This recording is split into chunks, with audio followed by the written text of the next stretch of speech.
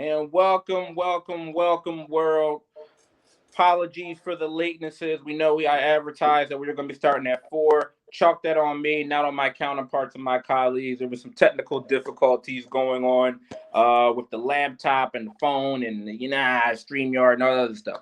But so for those of you that are rocking with us, that are here with us, appreciate your patience. My definitely apologies for the unprofessionalism in the CP time. So that's usually not the norm for how we roll over here at the Black Psychologist Podcast. But we are back, like we never left.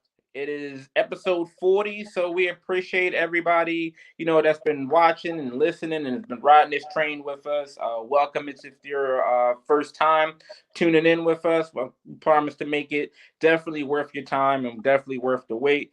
I am one half of your humble and gracious host, Dr. Kyle Osborne. He is I and I am him. And of course, I'm never here by myself. This guy that I roll with, this guy, he's always in control. He keeps everything in control. Tears, no fears, man. Repeat it. Don't neglect it. Treat it. Don't beat it. Dr. Jason Coleman, ladies and gentlemen, how are you, good brother? I'm good, bro. I'm good. I can't complain. Definitely feels good to be back. Having another convo with relevant issues. And we got a special guest today, so it's always a special day when Dr. Poole joins us. As always, just want to, thank everybody for taking the time to listen, whether it's live or on the reruns, and we appreciate all the support.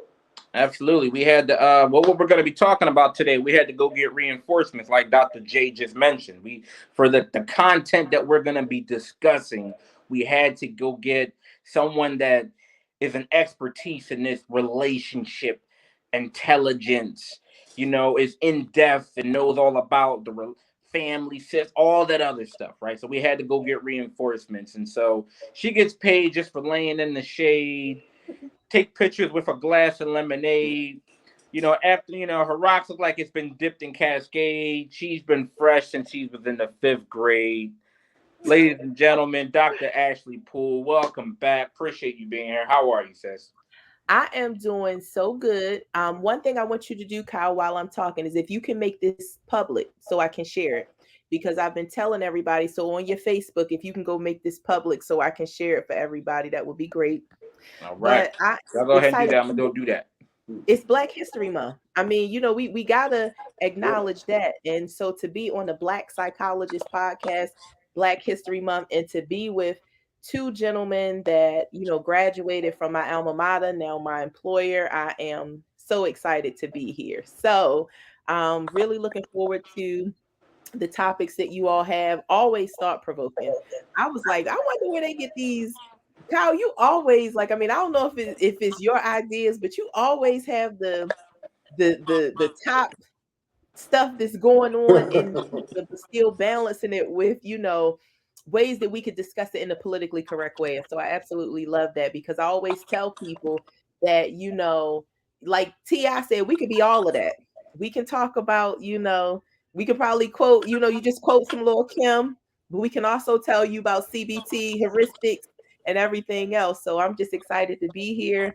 I hope that my contribution today will be beneficial, and whenever the good brothers on the Black Psychologist Podcast call me, I'm coming running. There you go. We got to keep it current. So we're going to talk about the information as it relates to us and to our community as it's taking place. Well, listen, before we get started, like Dr. Poole said, it's Black History Month. So kind of in that spirit, I wanted to kind of shout out a Black-owned business, Sankofa. It's a Black-owned clothing company in Georgia. They gave me sent us this Black welfare T-shirt, and just to kind of let you guys kind of know what they're about. Sankofa is a Black-owned clothing company created by a husband and wife duo in the healthcare professions. It's inspired by the Sankofa bird, hailing from Ghana, West Africa. And what I have on right now, this is the Black welfare line, and it's about the betterment of people mentally, physically, and financially, and kind of redefining that word Black welfare. So check them out. All right, Jay, appreciate that. So I'm still working on that request to get that public. In the meanwhile, I'll get us started, because I know people have been patiently waiting. All right, so we got a holiday coming up, folks. All right, which holiday is that? Who knows? What we talking about? V-Times Day. Valentine's Day, one of our Valentine's favorite Day. holidays. That's right. Yes, Valentine's Day. All right. So, as we know, Valentine's Day, a lot of couples are looking forward to Valentine's Day. You got people they're buying gifts, they're making reservations at these swanky restaurants and hot spots. They're anticipating trying to memorize, like, and get the right shot and things on Instagram. They're trying to, all of these different moments, right? Now, however, with all of this taking place and all this preparation that goes into it, some couples might be worried that their Valentine's Day dinner might be their last. All right. For some relationships that are struggling, the holiday may provide an opportunity for either, dissolution or termination, so, past researchers have found that partners that are in romantic relationships that were already in a weakened state are almost 5 times more likely to break up within the 2 weeks surrounding Valentine's Day than they would be during any other week during the year. All right. So the question I have to ask you both is: are couples more likely to break up on Valentine's Day? Like and that the couples that are on shaky ground, do they have a? Are they should they be worried about Valentine's Day? What do you guys think? Take me through it, Dr. P. What you got? I think so. Professionally speaking, it depends on how a person plays it, right? So, if Valentine's Day is important to me and I like to get gifts, then my thought is I want my partner to get me gifts. And I think that most people that are in relationships have a thought or an expectation for their partner to do certain things for them on Valentine's Day. So the absence of that is really what may be the straw that breaks the camel's back. So, like, let's say the other partner is kind of like not satisfied. So it's like, you don't deserve nothing for Valentine's Day. I'm not getting you anything. Or the whole movement of that's just another holiday about hearts. That stuff don't even mean anything. Minimization. So a person that's engaging in thinking errors only to support their stance of not doing it. To me, that's yes, definitely a catalyst for things falling apart. But it's an addition to that. It's not because your partner necessarily didn't do it. It's the presence of the person that did. Think about back in school days. I'm sure. I mean, fellas, did y'all only get candy for your girl, or was it for everybody? Depends on what age, I It, guess, right? yeah, I High mean, school, you better not be getting nothing. You should know better by then. But so I think I say that to say that if you find that someone else is appreciating you on a special holiday, that could be like also a catalyst. So I don't think it's always just the being on shaky ground in the absence of gift giving or doing something that the person can appreciate. Like you said, Dr. Osborne, like making reservations. I do think in addition to that is the comparison of what other people are getting, or kind of looking at somebody that does think of you. I was in a situation like that one time where somebody leveled up and sent me some things to let me know they was thinking about me, and I was like, I was like, okay. it definitely put my relationship shaky. well, It made the wind in all thicker in the already happening storm. and that's kind of the key part that I took from the article. Like, they were basically describing like emotionally intelligent people versus people who are kind of just like either casually dating or their feelings aren't really involved, right? Valentine's Day is not really a casual dating holiday. You know what I mean? It's not. It's geared towards people that are in serious relationships, right? And even on a familiar level, it's like your children, people that you love. It's centered around love, right? Not lust, not dating, right? So usually people who are dating are the people that struggle during Valentine's Day, right? Because people who are in quote unquote stable relationships, it all depends on their love language. Because you'll have people who are married for 50 years and they're like, baby, if you wake up and make me breakfast, you know what I mean? And take some of these responsibilities off my hand, whatever way it goes, I love you forever. That's the best Valentine's Day ever, right? Or take care of the kids, whichever way it goes. And then some people, you know, they want to see that Zell's box. They want to see something from Jared, right? Or I hate Steven Singer, or you in trouble, right? But and then I think when we start playing a comparison game, you know, it just kind of enhances, you know, whether your relationship is going to kind of be vulnerable to those kind of rocky times, right? Because just to kind of bring it back to emotionally intelligent people, they were talking about the people that had like a better time during Valentine's Day, expressed admiration, affection, and showed appreciation for their partner, right?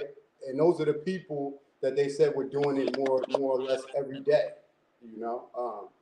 So again, you know, if you're taking care of your business every day, you know, in terms of those kind of things, you know, Valentine's Day is more or less going to be, you know, a regular day. But I think the people that are going to have those problems, the relationship is going to more or less be shaky from the beginning, or they're looking for something that's not there, right? Because you have people who are in relationships that are not serious, and they're looking for Valentine's Day as the day that you show me how much you love me, right? By how much money you spend, right? So it's kind of like we got to look at priorities too, right? Because if all of your emotional capital is tied up in what your partner gets you, then there's probably not really much else when it comes to substance in a relationship.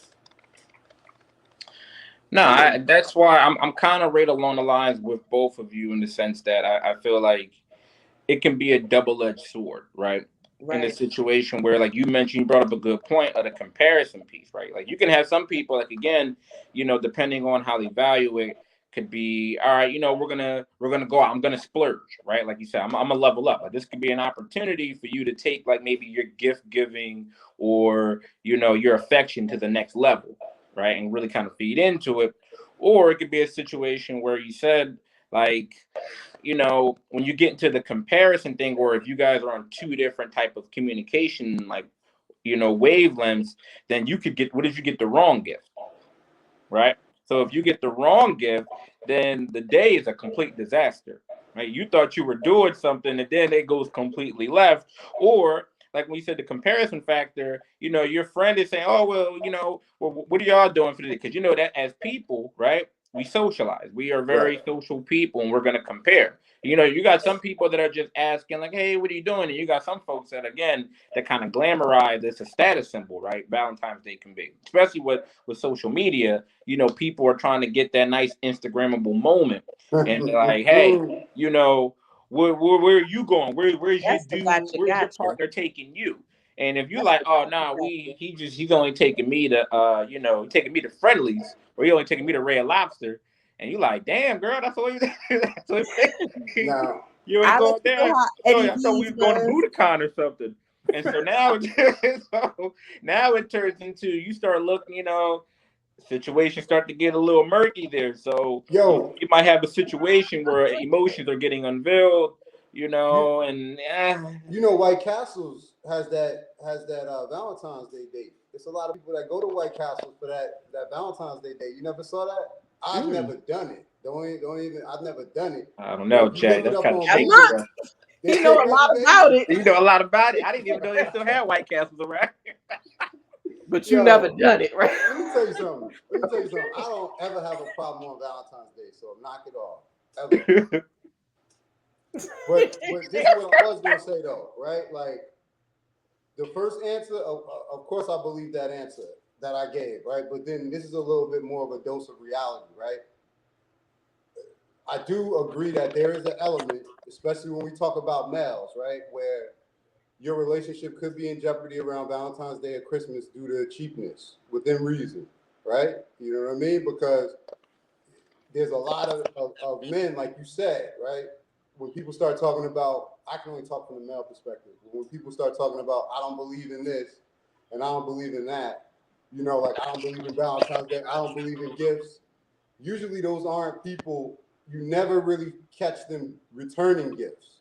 They just don't want Okay. to open their wallet and buy one, right? So cheapness, I think, has to factor in, right? Because, and when I mean cheap, I just mean like emotionally, I'm talking about effort, right? Because of course, of course, I'm talking male to female because that's my experience, right? Mm-hmm. Inexpensive gift could get it done, but also, just the thoughtfulness, right? Like, Right. whether it be holidays, Christmas, like we do regular gifts, but we also, do a $5 gift, right? So that $5 gift, it's a $5 limit. So it's kind of like it kind of puts teeth on the thought that counts, right? So I think cheapness has to factor in, right? Because you can take $25, and either come up with something really interesting that the person will appreciate, or make something, or bake something or whatever. So when I say cheap, I don't necessarily mean financially. I just mean like when it comes to effort and everything else. No, I think effort and intention definitely has to be considered in because you can become creative. And I think also something that should be included um, is the fact that you and your partner should be having that communication beforehand, right? It should be a Exactly. situation where you're saying, hey, you know what? I was thinking about maybe us doing something, or maybe we're not going to go too big because we also have to keep in mind that,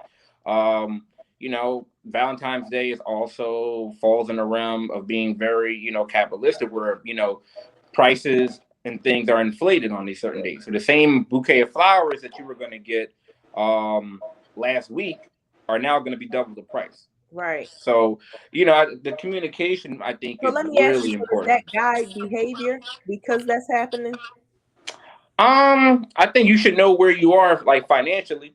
Like I think you Yeah. should know. Don't go into it if you're not built for that, right? So that's why I feel like, you Right. know, The lights cut off, but you like, but baby, I got yeah, you. I got you. I got You you was these able to bouquet of post it flowers that are on wilting social over there media. in the windowsill. Yeah. You Yeah, But know. I so think knowing your limitations, I think that's important. Gucci said every night is Valentine's, every day is Christmas. I mean, he said that years ago to highlight Jason's point about not waiting till that one day of the year to give. But my thing is, you can do anything you want within a certain budget. Like I always tell the story about my mom when I was like in fifth grade, maybe she trained me about gift giving early. I went and bought her like some gift set from Walmart. It was like Calgon or something like that, right? Which is Walmart brand, but it wasn't.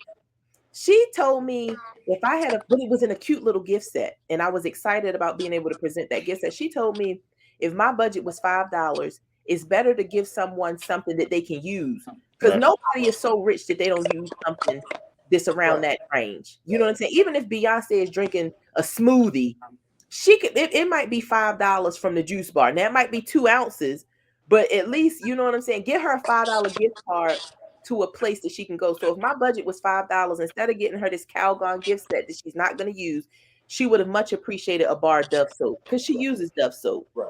So I understand, like you said, knowing your limitations, but I don't think that not being, having X amount of dollars to splurge is ever an excuse to get somebody something that they can't utilize. Don't get me no Calgon set. You It, know what? I also think you got to know your partner, right? And I think that's where communication comes in, and you got to be able to filter out Instagram and live within your means. And I mean that, meaning like know your partner. So I'm not saying this as a value judgment, but you should know if your partner is a Gucci guy or Gucci girl versus Abercrombie. Those are two different people in terms of stylistically what they might want, right? Um, and you got to know the person that you're with. Some people don't care about anything materialistic. They just want your time. They just want the whole day to be about them, right? But you got to know your partner, right? Because if you come home and you know your partner wants them Louboutins, and you come home with some Vans, then you might have a problem, right? But if you know that that's not in your budget, right? Then you might have to look at who you're in a relationship with, what kind of demands that person is putting on you. Listen, I mean this, like, yo, Gilly the Kid said it the best way on one of his lives. He's like, nobody should be going to jail trying to buy Christmas presents or Valentine's Day presents. If you risking your freedom trying to do that, then you need to look at your partner or you need to look internally, right? Because that's a problem, right? So it's about having that communication too, and then having that self-awareness and being able to say, I'm not in that space right now. I'm grinding towards something. I'm saving. I'm in my building phase. You know, and that's part of the problem I think young men, all of us as young men kind of have, right? Because in our 20s and 30s, we feel like we have to provide like we're in our 40s, and that's not true, you know. But Instagram will tell you different sometimes. And to highlight what you mentioned earlier, Ashley, with like the Gucci statement, is that Valentine's Day is one day out of the year, right? So it shouldn't be just that one day that you're gonna go all out, right? Like all the other days of the year, I'm not paying attention. Like you said, I'm not gift giving. I'm not showing any affection. I'm not putting anything into the relationship. But on this one day, I'm gonna show out. I'm gonna show up and I'm gonna show out. And I got you. I'm gonna buy the store out. I'm gonna buy everything. I'm gonna take you to this 5-star restaurant. Like, that's I think that's also where you get in trouble if it's just one day of the year outside of Christmas or a birthday that you're like, I'm gonna splurge and show affection. And so that's really I think also where the issue is. So that's something, now me, I'm a hopeless romantic. So it's hard for me to kind of dial it back, on days like this, Listen, but save that for the next article. Cause save all of that for the next article. you got it. Yeah. So we here at the Black Psychologist Podcast absolutely encourage people to, show the love and the affection throughout the year as opposed to Out just this one day year. because that's 360 how you like Black that's right. history. That's 365. absolutely. So that's the message that we're spreading across because that's how you get yourself into danger on other days outside of Valentine's Day. All right. Now Jay, like as you were saying, okay, if you are fortunate enough to make it past Valentine's Day still in your relationship, all right, you are very lucky. You're very fortunate, all right, and you may be able to take your relationship to the next level. Okay, and when I mean the next level, I'm talking about stuff we're getting ready to talk about. All right, so it's a common and sometimes negative people that are into and forgot the other word, but BDSM. All right. Now it's a common misconception that people that practice this form of sexual intercourse are like somehow like deranged or strange or weird or anything, right? So Right. it's a simple sex negative nonsense spoon fed kind of a punitive culture that society has kind of pushed forward for about BDSM. And it's unfortunate because it is something healthy to do as long as everyone that's involved are two consulting adults. All right. In fact, there are even some people who utilize that unique power and dynamics and pain and play and role play and everything that's involved with BDSM to process their personal trauma. All right. Those that have used it in this way said that it can really help deeply with healing. So Taylor Sparks, who was an erotic educator and founder of Organic Lovin', stated that BDSM can allow trauma survivors and sexual assault survivors to regain some of that control that was robbed from them. She said that for those that are submissive, it is a way for them to take control out of the outcome of what was happening to them. It's a way to release fear and anxiety by giving up control to their dom and know that they are in a safe and controlled environment. BDSM is not just for trauma healing. It helps foster a sense of overall well-being, and it can help improve confidence, release of sexual shame, community building, and greater self-esteem. All right, so Dr. Poole, to this you say what? So, first, to anyone viewing and listening, I say that I don't think that anyone should do anything that's supposed to be clinically useful without personally consulting a psychologist, therapist, or clinician. Because what's good for the goose is not always good for the gander in these types of situations. I mean, CBT anybody can use, but CBT is tried and true. You have second generations of things, but when it comes to that, um, I think that first a person needs to pinpoint that it's their trauma that's causing whatever's happening. You see what I'm saying? Like, sometimes people might present a certain way and they associate it with this traumatic event. Like, okay, I had this negative sexual experience previously. this is why I'm this way. Like, okay, so and you all know this is right under my lane.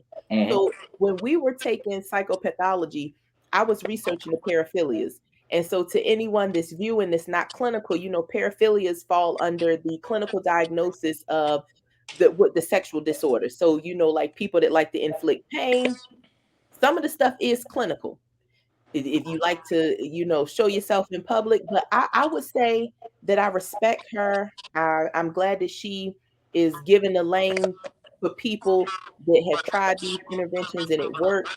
But I caution people that are interested in it from acting on it until they gain more information on, is this what truly triggering this? Because as you all know, as clinicians, sometimes we think it's one thing, but it's something else. How many people go to their primary care when they need to be going to a psychologist? When they think it's their stomach or they got ulcers and stuff, but it's really anxiety.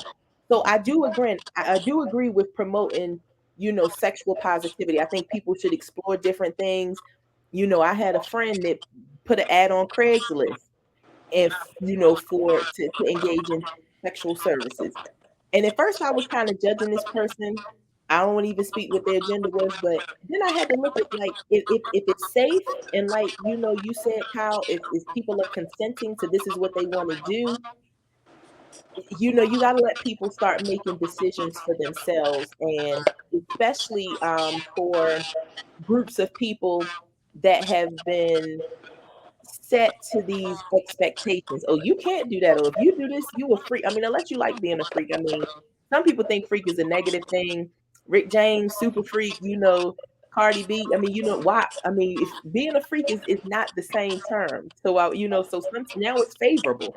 Before it was like, I don't want to be, a freak. I'm a good girl. I'm a freak it with, in the sheets, but I'm a good girl. So, but now, so whatever your definition of it is, I'm pro do what you want, but I'm also pro exploring, making sure that the desired outcome is what you want. Because anytime you taking it past having an orgasm and you trying to make it therapeutic and stuff, I think you need a second party, third party opinion.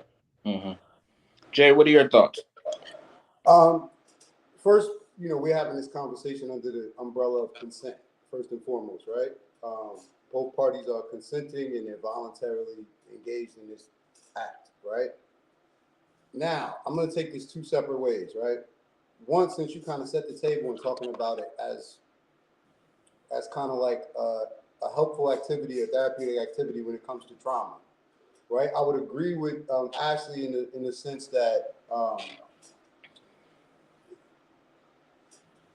engaging in BDSM or any type of form of kink, right? If you want to address it that way, therapeutically, right? I think that should come from a recommendation from a behavioral health specialist, right? So if you're engaged in therapeutic sessions with a sex therapist, right, and you have had a history, and through the conversations and through your treatment with this person, you both decide, right, that under certain conditions this may be helpful for you, then I would be fully in support, right? Now, if it's not coming from the direction of somebody that you're working with, it can get a little out of control, right? Because when we treat people, when we're talking about like phobias and different things, exposure is usually involved, right? And usually we have a controlled environment, right? And we have a controlled environment for certain reasons, right? We don't want to get in a position where somebody is involved in BDSM, and they're triggered in a way that's not helpful for them, right? So that is what I was saying in terms of the sex therapy piece and people using it for therapy. Now, besides therapy, if we take that and take trauma histories aside, right? I think Dr. Poole brought up a good point, right? Because again, she labeled it kink, right? Which is a common label that people use, right? But we got to understand that as long as we're talking about it being consensual and two people engaging in consensual acts, then kink is normal, right? And if we look at what BDSM, in the confines of a relationship, it can probably increase your communication, right? There's going to definitely have to be an increase in terms of your intimacy level, right? And then we all know the benefits of, sexual activity when it comes to us being de-stressed, anxiety, all of the type of relief that comes with that type of release, right? So again, as long as we're talking about within the confines of a relationship, I think it may do a lot for people, especially when we're talking about like self-empowerment, right? Think about the whole environment we're in right now with mindfulness, and this whole climate of self-awareness, right? Um, the revolution is, for lack of a better term, isn't going to necessarily stop with mindfulness, right? It's going to extend into your bedroom, into the workplace, all of these things, all these places in terms of self-awareness. So I kind of think it's a natural progression, again, when we talk about within the confines of a consensual relationship. I think it also depends on the type of trauma or to the extent of the trauma that we're talking about, right? Because not all trauma is going to be, like you said, cured or treated um, through this solely. One, it shouldn't be treated at all through this, right? You should absolutely, if you experience any form or especially a significant amount of trauma, you absolutely should be, seeing, a mental health clinician to help you, treat, process, and so on and so forth. Also, I was able to get that this public, so hopefully some more folks will start to join in, Ashley. So appreciate that recommendation.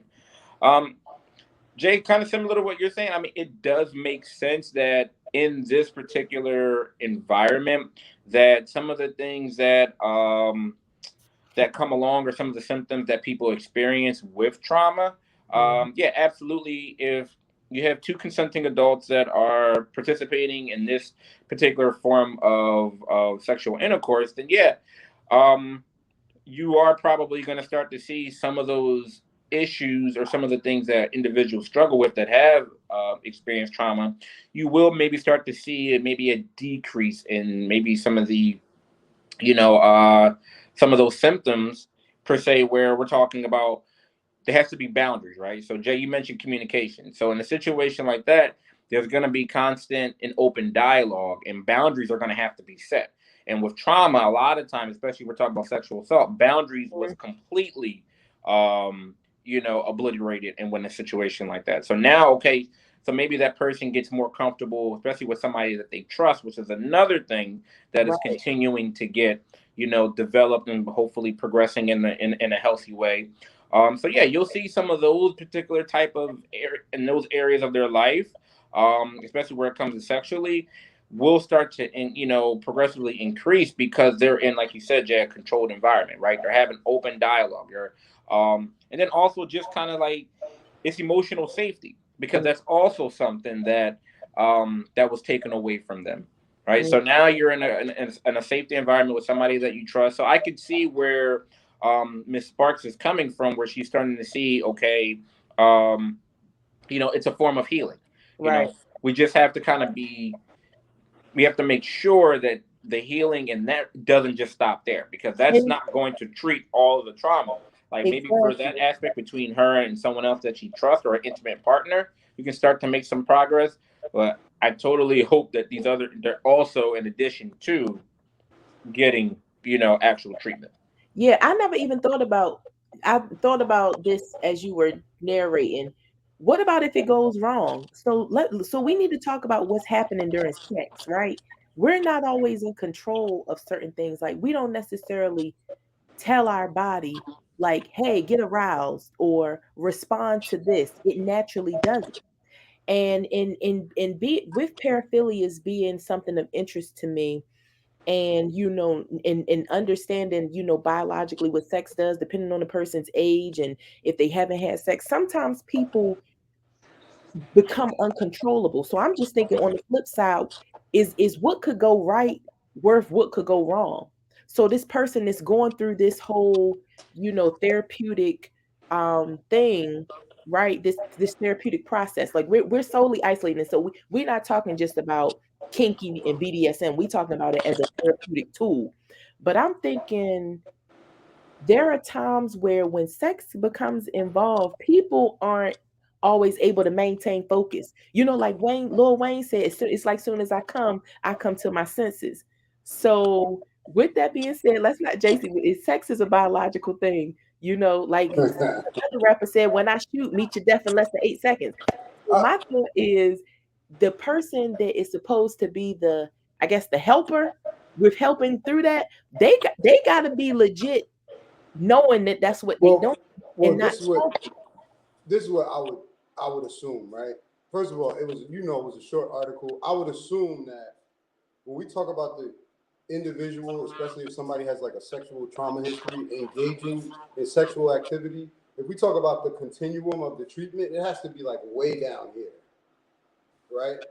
I mean, this is Okay. not like you. This is what my assumption, right?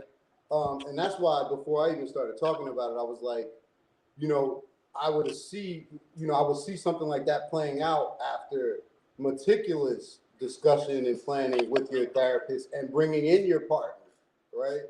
Right. And I mean, we're reading the article, so We just got to clarify for people because people watching. So I agree with you. I think but the like thing Cal's is, point helped me. I you appreciate it. for the article, they're gonna get to the interesting parts, right? But if we talk about how things play out in therapy, all we got to do is look at what we do with traditional therapies with exposure, right? With anxiety, we don't.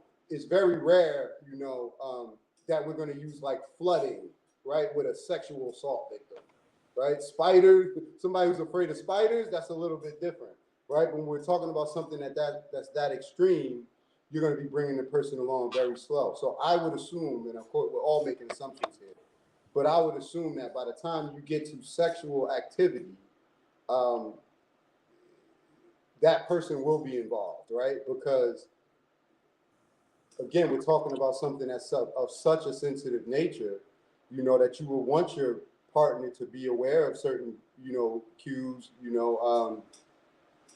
try to help you through that situation. I mean, I'm just speculating, but what do y'all think?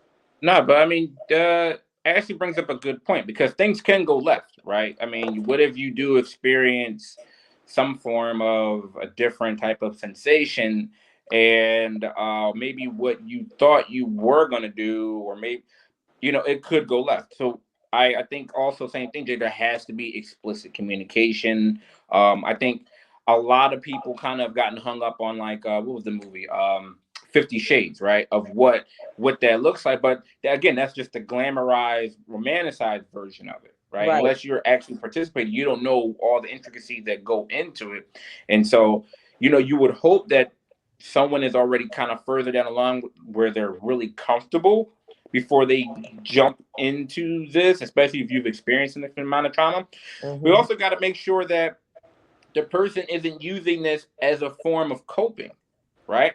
Because that could Mm. exacerbate, that could backfire. Because the same way how some people feel like, we've seen maladaptive trauma responses where someone who has been sexually assaulted will engage in that same behavior, right? In a maladaptive Yep. way. So we have to also make sure that this person hopefully is like, again, if they're under the guise of a therapist or a clinician or a psychologist, where they're not doing something too premature and it exacerbates the Mm-hmm. trauma that they have. Because what Well, if that person has a trauma response I in just the want to middle of make, something? I just want to make it clear what I'm talking about, right? Yeah. And we have I to am with being this no, no, topic no. because we I'm don't being want very nobody clear screen recording this saying that because we told them to do it. I think I think we're having like three different conversations, right? Like, first of all, this article is talking about BDSM in the context of treatment, right? We're Right. talking about it in the context of treatment. We're not talking about people that just are just having sex to and they have no mental health problems. Those are just people. They can do whatever they want. Right. Right. But when we're talking about people that are in a context of treatment, at least me, you guys can see it differently, but I am looking at it on the assumption that it's going to follow every other treatment plan, right? Which means that it is you're guided by the clinician, right? We don't just hand people treatment plans and say do whatever you want. We have a schedule.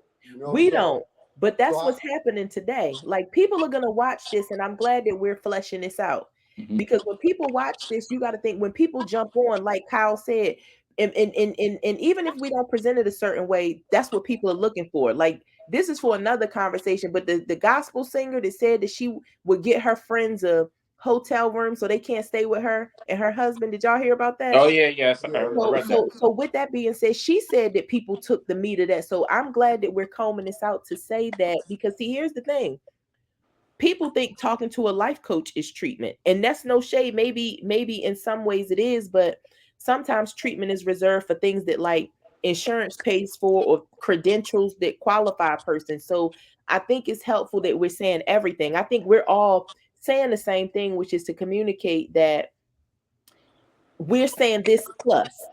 So BDSM, fine if you want to do it, great. But if you're saying it's something, if you're saying it's a clinical tool that you're going to use, don't use this at home without the supervision of a clinician. yeah. I mean, that's just as dangerous as self-diagnosis. That's why I don't even really count it. You know what I mean? That's like somebody saying, like, I'm treating myself for depression and I just breathe every time I have a bad thought. It doesn't really count as a person that has depression to me, because that's just a person that's doing whatever they want to do. You know what I'm saying? So I get it, but in that sense, it's like BDSM can be dangerous for anybody, or just sex in general can be dangerous for anybody, because it's a more general conversation about consent and boundaries and that stuff. You know what I mean? Um, but I But mean, people will listen, do it though. People, after they've experienced an event or whatever mental health issue, you never know, kind of like with that particular individual, if they do something and it maybe it alleviates it in the moment, they're going to go back to it. They may say, oh, I don't need to go to a therapist well, because I've done this and it helps me. And that's why absolutely we want to flush it out and say, like, no, this, we let highly me, recommend that if you have experienced trauma, like, you definitely need to seek treatment under, the supervision of I, a I, I get it, psychologist but or therapist. Right. where y'all You know, missing me is that it's like any it's like what y'all describing is just a maladaptive coping skill, right? It could be drinking, it could Right. be right. gambling, it could be BDSM, it could. Right. That's why I'm missing it, because I'm like, well, in that case, it's just maladaptive. But y'all are right. Because it's Anything more than that we do. clinicians just viewing. Like, one of my homegirls just shared it. Like, it's more than clinicians just viewing. So I want to make sure that we highlight what we're saying. Do what you want to I mean, do. that's a good point though. It's a good point. Like, it's a good point. It's very valid. Yeah, Mhm. do what you do. Like you said, within consulting, adults behind closed doors, fine, have at it, whatever. Just again, just be careful if you have experienced trauma, and Yeah, don't let this be the sole, the sole treatment course. Okay, exactly. Let because me ask y'all: do y'all watch Lip Service? What, Do y'all watch Lip Service? no, is that Have Angela y'all Yee? heard of That's that Angela Yee. podcast? Angela Yee. Yes. No, I don't watch it, but I heard, like, I seen now I clips. heard about it. Okay. It's Because good. they do a lot of talking about, like, these kind of topics and what people are into. And nowadays, like, BDSM is kink is turning into mainstream. This what people do. Back in the day, certain acts used to be, oh, who does that? But nowadays, if you don't do certain things, and this conversation made me think about that. But I think we highlighted the point of Okay. it, and again, a great article. Now, do you think, because again, right? I my I kind of subscribe to the theory. Like, I think, like, it's kind of like, before that movie, I think people was just suppressing what they were doing anyway. You know what I mean? So what do you think? Do you think it's people getting new ideas to, like, engage in BDSM, or do you think it's people that are just kind of feeling more comfortable talking of either to, like, new partners about things that they would like anyway, or they just feeling more empowered? That's a good question. I would say a little bit of both, but I think the biggest thing to me is not even empower, it's attraction. So y'all know I presented on in APA on, like, social media and mental health. And Mhm. so everybody now wants a platform that's going to make them marketable.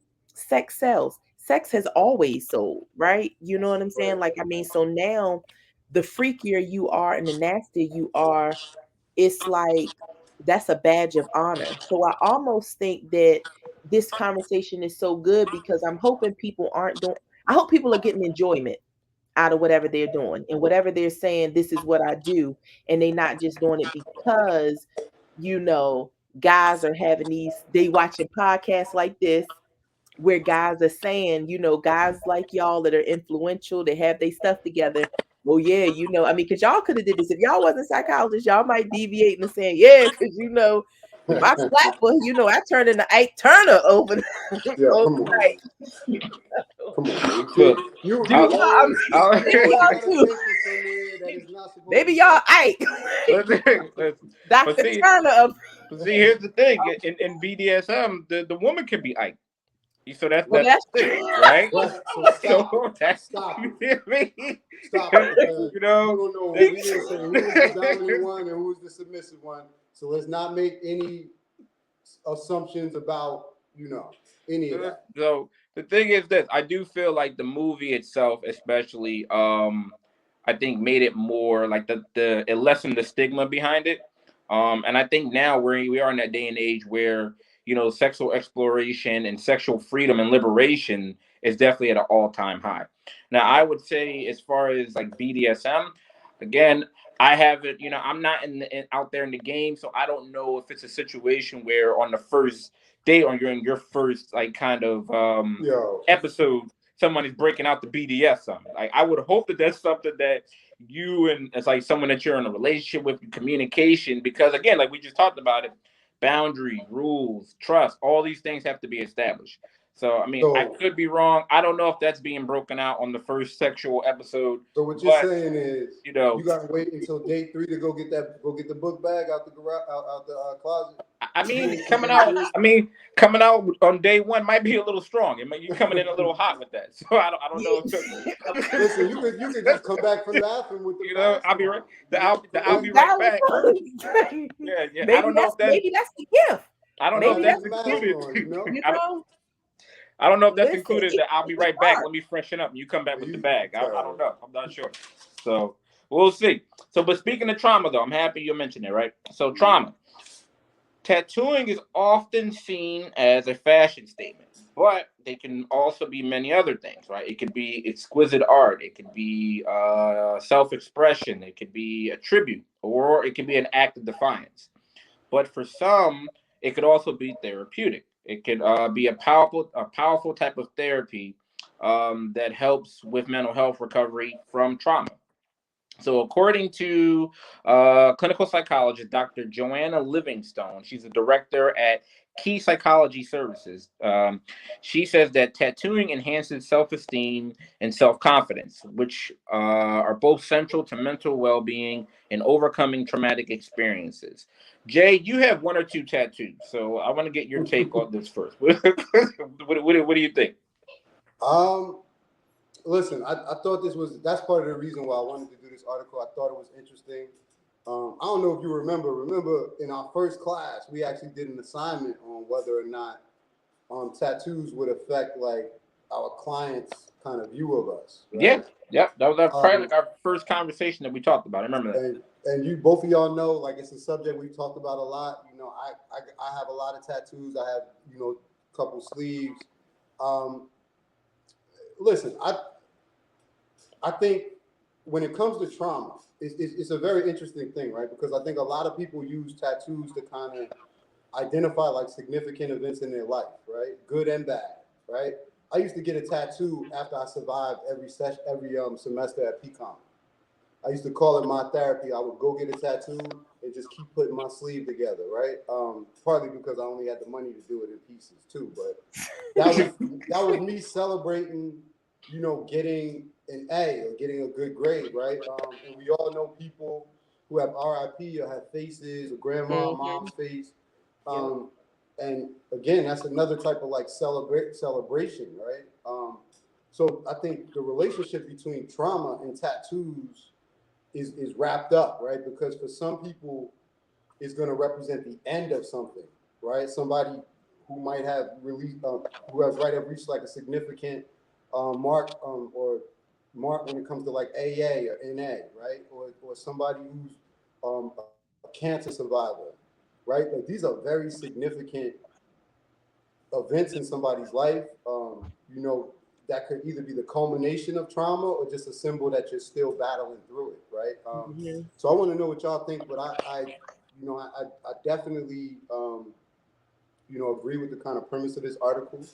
Um, and I honestly, I think that it's a good way to learn about people, right? Because there's been a lot of clients I've had, you know, and it's like I've noticed them either trying to cover up a tattoo or hold it down low, or Yeah. maybe they notice mine, you know, because I got Proverbs 16:9 on my hand, um, and then we start talking, right? So and they start kind of talking to me about certain things. So again, I think the relationship is intertwined. What do you Yeah. think, Ash? What do you think? So I was just gonna add that I definitely agree. I don't disagree with anything that you stated.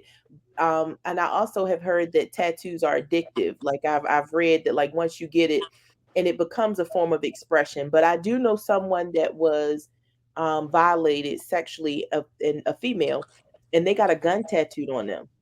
This female has a Glock tattooed on her, and and I would have never, I think that's how I learned more in depth about the impact of the trauma and coping with it. But you know, Jason, it sounds like, I mean, and I don't know though, it sounds like yours is like more celebratory. And I guess Yeah, this coping with the trauma, like, because we have to look at, and I need to review the article again, but like time frames in which the person gets the tattoo, you right? Like if it's in the midst of something, because you know some people just like the pain that comes from getting the tattoo, the distraction. So I'm looking at time frames, but immediately when I read it, I thought about the person that had been violated, and that gun represented no one will ever take advantage of that her body again. that's a powerful statement right there. Yeah, like I feel, and that kind of contributes to what I was getting ready to say is the like tattoos. I think absolutely have a healing potential. Like when you take into consideration the reason for the tattoo, like you said, whether it might be celebratory, or like you're remembering someone, like someone gets a portrait of on, you know, like on their arm or leg of someone maybe that passed. The choice of the tattoo, like you said, so it could be like in your case that you just mentioned, Ashley, like the gun, and the experience of getting the tattoo.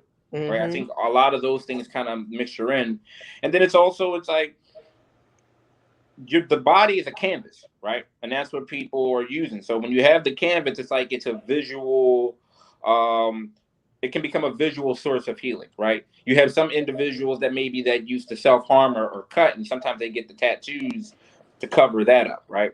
Or Mm-hmm. it could be, it's like a physical. For some, it can be like a physical transformation, like the birth of a new self. For some people, right? It's like you're able to get depicted images and words and it can actually like really like you said that new birth of coming into a different form of where that evolution of where that person was where they maybe when they experienced the trauma to where they are now.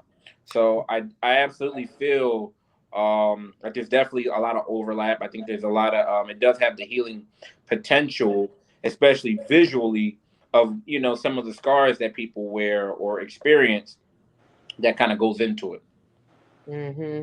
Um, well, to piggyback on what you said, I thought that was a real good point because, like enhancing self-esteem, right? We don't necessarily look at it like that, but for a lot of people, you gotta look like some people are covered in tattoos, Mm-hmm. right? And I ain't talking about gang affiliation. I'm just talking about people that just love the ink, right? Um, People like me, right? Whole arms covered to the point where it's like you can't go to class like that. You can't teach no classes like that, and we just understand it's a lifestyle. But my point is, it's like the skin you create, right?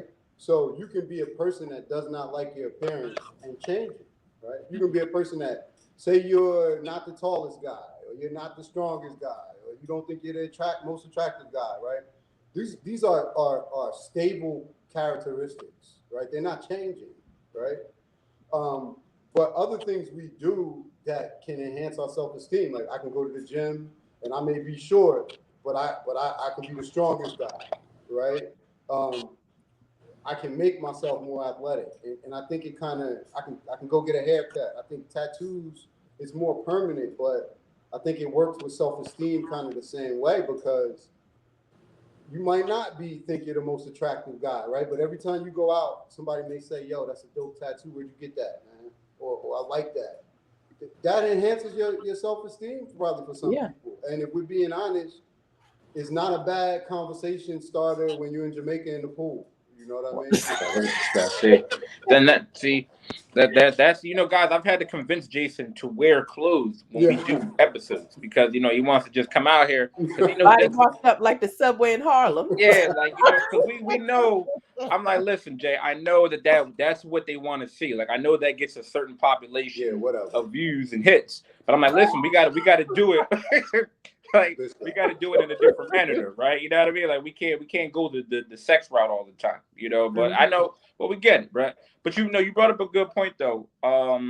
Is the conversation piece because it's the connection. So the same way how we said with BDSM, of course, is not a form of treatment.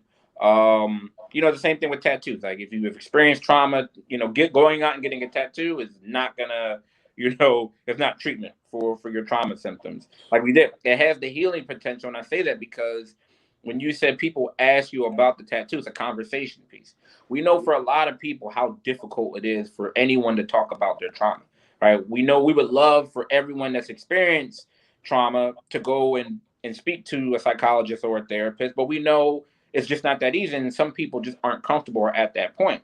However, you have people ask about their ink, right? When someone's walking out and they see a nice, tattoo, they ask about it. So now that opens the person up and say, oh, well, it represents this, right? This is, my grandmother, or this is what took place to me. And Ashley, your point, this is a gun. It represents something that I'm not going to allow to happen to me again. So now, where before that person might have had difficulty having that conversation, it opens it up, right?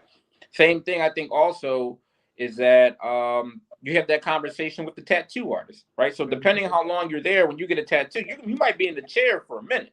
So, tattoo artists are kind of looked at the same way how like bartenders, right? Or the people that folks tend to open up to, when they don't like therapy or they don't like, a clinician or whatever or what have you.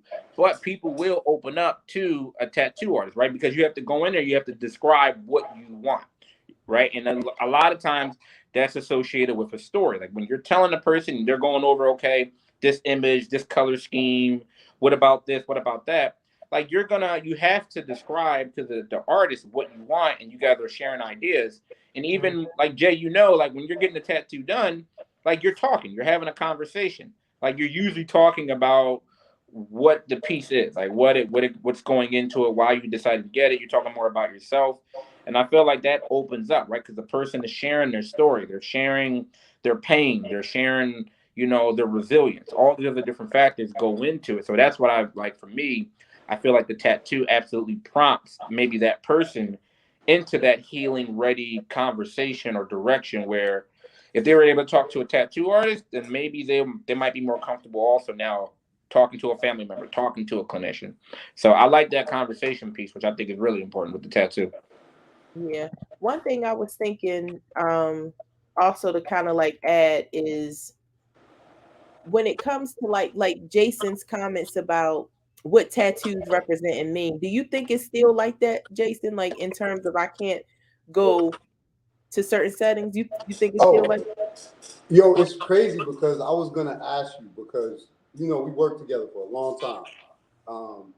and you helped me stay on point with what conversations needed to happen in that setting versus I mean, but listen, like that's what we do, right? We help each other, right? But me and you used to have the conversation because it could be 95 degrees outside, and one thing that we know is that Jason is going to walk in the office with long sleeves on, right? Um, do I do I feel like it's that way in general? No, right? I think um, the world in general is not shocked to see a black man with dreads anymore, or somebody with sleeves.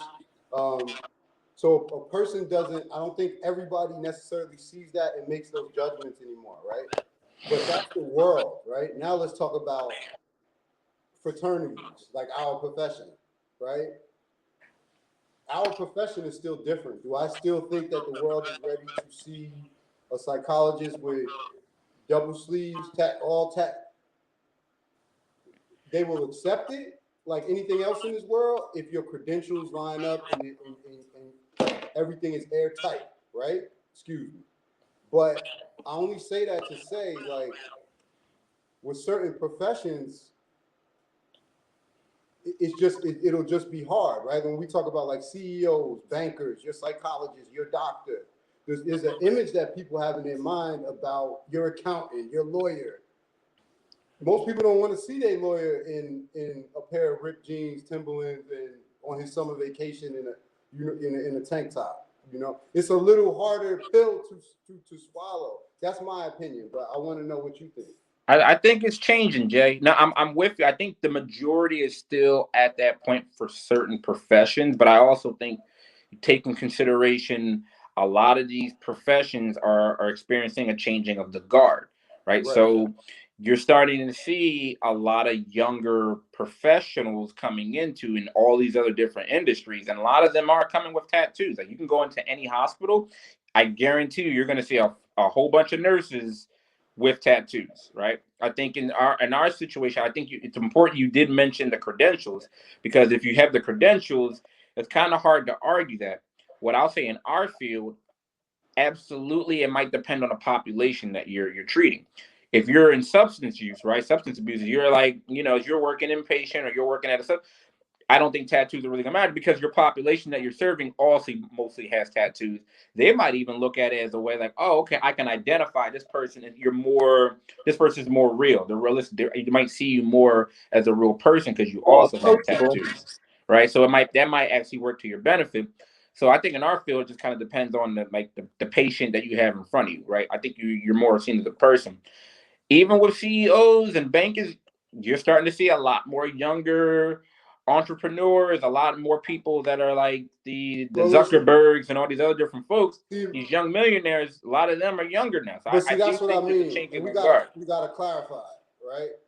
I'm not talking about tech CEOs that are 20 years old sitting on TV with a hoodie, right? I'm talking about the CEO of Chase Bank, right? The CEO of these corporate, and that's why I said it's no disrespect to nurses, but I was very specific in what I said, right? In terms of the No, type of they're on their jobs. way out though, Jay. That's But the listen thing. to what Yeah. They're listen to on what I'm their way saying. out. Like some of them, the ones I they're in the understand your 30s and point. 40s, they're I gonna understand have your the point. neck tattoos. I understand Listen, your point, but I I think live now. I ain't gonna lie. Once it start getting The facial, knuckle. They, it does get a little but tricky. we But I also think gotta understand this. we're in a We more also gotta sensitive understand. time now that's challenging us to think about the ways that we stereotype people. So right. I think we're all saying the same thing. We're saying it's present, but we're talking about the trend. Kyle is speaking on the trend of where we're going.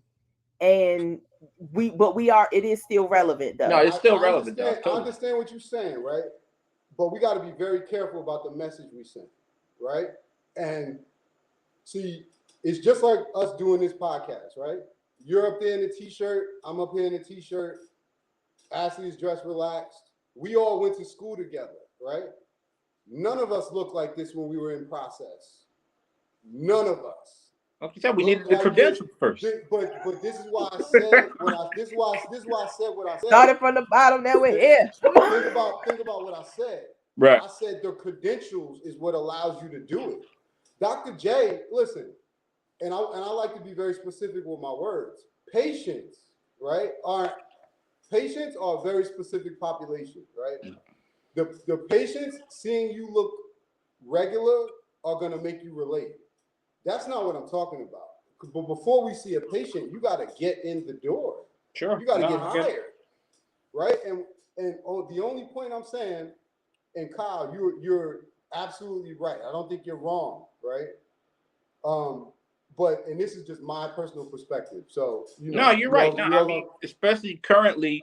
No, if you're talking about the Fortune 500, no, absolutely, it's still the good old boys club. So, right? and That's my point. No, I totally agree with you. Do I think the trend is turning? Absolutely. Like if we look at these podcasts, you look at those brothers on Earn Your Leisure doing the financial stuff, right? My point is their credentials are 100%, right? The only way, like people like us, that's the only point I was trying to make. I'm not trying to disagree with y'all.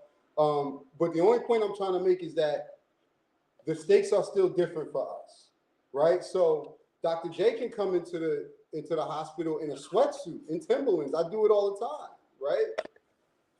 But at this point, it's like my name and my credentials are going to weigh much more than my image, right? Yeah. But to bring it back to what started this conversation, there's a reason why I can say that, and then I can tell you that there was no way in 4 years on PCOM, even on a Saturday, if I was just going up there to grab something, that I would come up there dressed anything less than to a T, right? Because in my mind, it was about creating, I didn't want to create any obstacles, that I wasn't aware of, No. and that message I have to send to younger people of color, because unfortunately, like, you can be yourself when you graduate. You can be yourself when you get your license, right? And I think that kind of brings us back to what you were saying, Kyle. Correct me if I'm wrong, because you were talking about things were changing, and I don't disagree with you, but I just don't think that we are the gatekeepers yet, right? We were just had a conversation about admissions before we got on here. And the biggest problem that we were talking about is not being the gatekeepers, right? If we were the gatekeepers, then we could see somebody that has a background, and they started off kind of weak and they ended up strong, and we could say, yo, it may look rough around the edges, but I see potential. But we're Or we not the could develop gatekeepers yet. something that we could develop, because at the end of the day, entry has to be a standard. Like, we got to say that this is the standard. So we could develop like a D league, right? Like, if we compared it to like the NBA, you know what I'm saying? Because you draft somebody and be like, oh no, let's send you back to the development league. So that's what we would, yeah. So we all saying the same thing. I think we all on the No, same.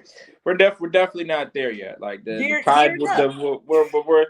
but you make an important point. Like that it's still there, and definitely adding the consideration of race or ethnicity adds a whole nother element to it, especially like with tattoos. So, Yeah, but I don't want to be the guy that's sitting up here making it seem like, I think that all young, people of color have to go to class and wear suits. no, But but you got to get there first. I would be lying if I was saying that, our image still doesn't matter, and that we can create obstacles for ourselves and not even know, No, so I I'm mean, just, we got to like, get I'm there just first, passionate Jack. about that. That's all. No, we definitely got to get there first before we, like you said, we can be ourselves.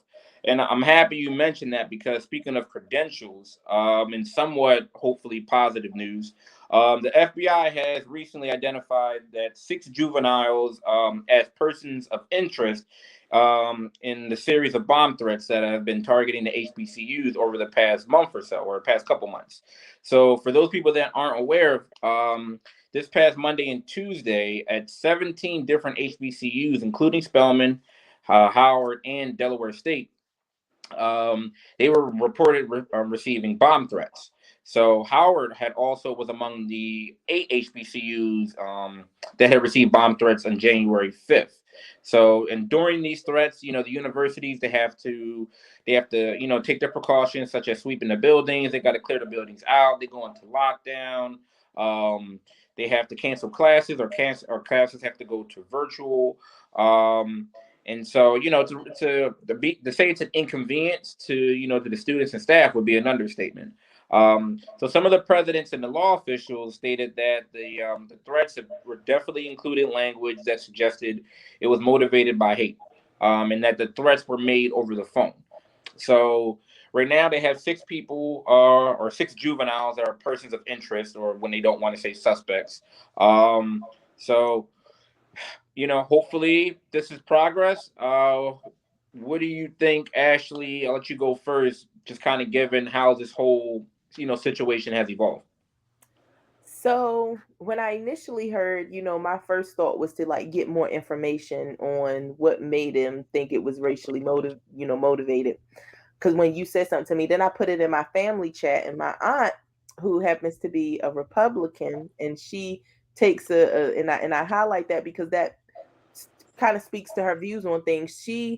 She said this is why, because I shared an NBC link, and her thought was this is why NBC especially the mainstream media, have such low ratings because it wasn't enough to simply say the FBI has identified 6 juveniles. She said, and it's continued to, develop. They talked about it appears to be mostly racially motivated because of Black History Month. She said, appears to who exactly? Don't we have our minds of our own? Wake up, America! You can't cure racism with more racism. So she took it. So initially, my perspective was just like I said, to gain more insight, more information. Glad like it was just threats and no one was safe. But I always like to hear feedback from other people. And when she said that, it made me start to think about other things, because at first I'm kind of thinking like, well, dang, like it is Black History Month. Like, is this a distraction? I mean, we're just so filled with so much that, like it's so many thoughts that I have. But to talk about my initial thoughts, it was just a little disappointing to have to read that, amongst celebratory things. It's like, okay, now here is something negative that we're reading about. And that's why, Kyle, when we were talking about, I had messaged you back and wanted to know if you had any more information about the demographics of the individuals and how that was relevant. But, hearing my aunt's perspective, where she kind of highlighted, it appears that the goal might be to cause more division and to cause more side eyeing. It just made me, pause for a minute. And I told her what my thoughts were. And she says, it makes us miss the point, because we, in terms of what race people are, like it could become self-destructive. And I wanted to make sure I don't ruminate on things like that. But I think the bottom line is I'm glad it's being investigated.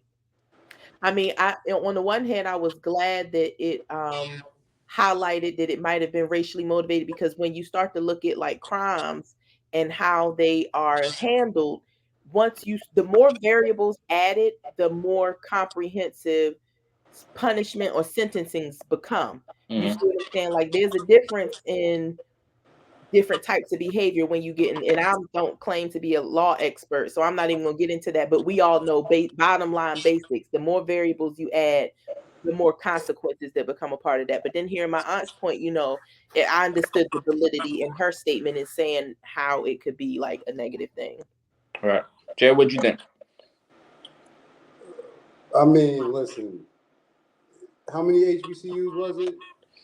It was 8 or 9 in Right. January, and So, then it was 17 this past Monday and Tuesday, this past right. week. So if we had 15, let's just say 15. If we had 15 bomb threats to abortion clinics, then it would be fair to assume that it was motivated by political beliefs, right? If there were 15 bomb threats on Christian churches or masjids or temples, it would be fair to assume that it's religious orientation. If you have 17 bomb threats against HBCUs, historically Black colleges and universities, it is perfectly logical to assume that it might be racially motivated. But this is the United States that we live in 2022. Facts just don't make sense anymore. If they don't fit into your narrative, then you have to find a way to discredit, right? And that is, it kind of doesn't even make sense to have conversations with people who have opposite political orientations than you, because you can't go anywhere. It's an exercise in hearing ourselves speak, right? We have lost the art of having a conversation or entertaining a thought. People are insulted to entertain a thought, right? And again, not to go off on a tangent, facts do not add up, Go right? off. So if we have 15 bomb threats with historically Black colleges and universities, I'm sorry, my degree from Howard University leads me to believe that it might be racially motivated, right? So my answer to this is that I'm horrified, but I'm not surprised. Yeah, for me, it appeared to be targeted intimidation towards Black students. Like you said, it's you're strictly, targeting HBCUs where the population is majority African American students, and it's unfortunate. Like you said, I'm happy that everybody's safe. That I'm not going to say that these threats were unfounded, because you don't know. right? I'm just happy that everyone's safe, no destruction, and nobody was harmed. But it seems like this is they're overtly targeting Black students that are trying to educate themselves. And, it's always a bigger scheme of things, right? It's not, for me, I'm looking at it like, okay, yeah, they're targeting HBCUs, which of course, I feel a certain type of way, trying to take a personal being, an alumni of a HBCU. But you got to look at it like, okay, what's the goal of this, right? The goal is not just to, okay, disrupt the students, their schedule and things, because it's larger in the grand scheme of things, right? You have students that are they're trying to educate themselves, and they're trying to find their voice in society, right? And so the goal is to try to disrupt that. But not only that, it's a situation where it's not about the schools or the physical building itself, it's what they represent, right? So you have people that are trying to inflict fear and intimidation, the same way that they did with the Black churches, right, years ago, right? We know that, where do our leaders come from, right? Our leaders come from, just like we talked about our credentials at these HBCUs, right? These are going to be our future physicians, lawyers, engineers, you name it, accounting. They all mostly start at these HBCUs. So if they can get into a situation where, like, okay, let's target these HBCUs. Let's get people to say, you know what, they might be reluctant or fearful to go to these schools, or the schools have to shut down, or whatever disruption that they can cause. Then it's like you're affecting the root of things, right? So that's what kind of thought process I came to it, where it's just like, all right, it's bigger than just the schools. They're just actually they're trying to head us off, you know what I mean, before some of our future leaders get started. And, I feel bad, especially for the students, because one, you have that, to feel unsafe, we've talked about and we've learned through our schooling that's the worst thing to have, right? That's the most basic thing that you can have. And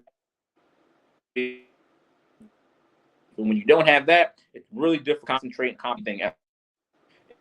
It's not fair to them when they're just there trying to get their education. They're having, they can't go to class, they can't go out on campus and kind of live and do some of their daily activities. So, I really feel for them, and it's unfortunate, that these, type of tactics are still, being targeted, at some of our young kids who may have difficulty, regulating that frustration, might have difficulty kind of processing. I mean, they're aware of what racism is, and maybe some have experienced it before, maybe some haven't. Um, but this is targeted scare tactics and intimidation that they're trying to, cut us off at the root. And absolutely, they need to trump on the charges for me. And maybe this is coming from a personal aspect, but I do absolutely feel like this is racially motivated, and they need to, do their same due diligence as if this were going, being targeted at synagogues, right? If there were these other different, other maybe ethnicity or religious type of agencies or locations. Now, like, these people, whoever's doing this, needs to be brought up, and persecuted to the full extent. So it's unfortunate. I really feel bad for the kids, because they're the ones who are having their lives disrupted. Right. And they're, you don't want anything casting any shadow or any gem of doubt in these kids trying to go to school and trying to accomplish and get on with their lives. Because again, these are the future leaders of they're going to take us. They're going to be along that trend that we just talked about. The only other thing I was going to add is just like, think about it. Like, we're in the era where it's like, we got kids or young adults in school, and they got to worry about possibly going to school and being infected with COVID. Possibly bringing that home, infecting their children, family members, and now they have to worry about their physical safety when they're just trying to go to school. Right. I mean, social media unfortunately doesn't, it enables more, people to act more anonymously, right? So however, they can call in, and then they can go online and share and say what they're targeting, and it can be done anonymously, So, I hope that they continue, we'll continue to monitor this. But these folks need to be held responsible, whether they're juveniles, adults, because guess what?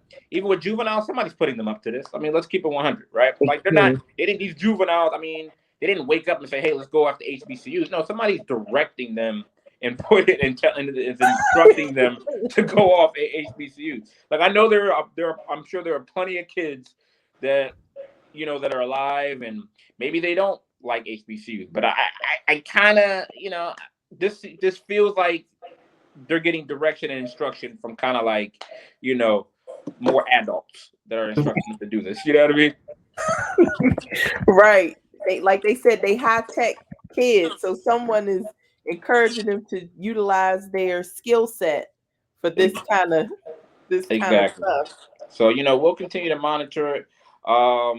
You know, Ashley, I know you stay busy. You're also you got so many different obligations. So I want you to give you the opportunity to pump what you're doing, to advertise what you're doing, where we're gonna hear and see you next and stuff. Go ahead, go Absolutely. get let off.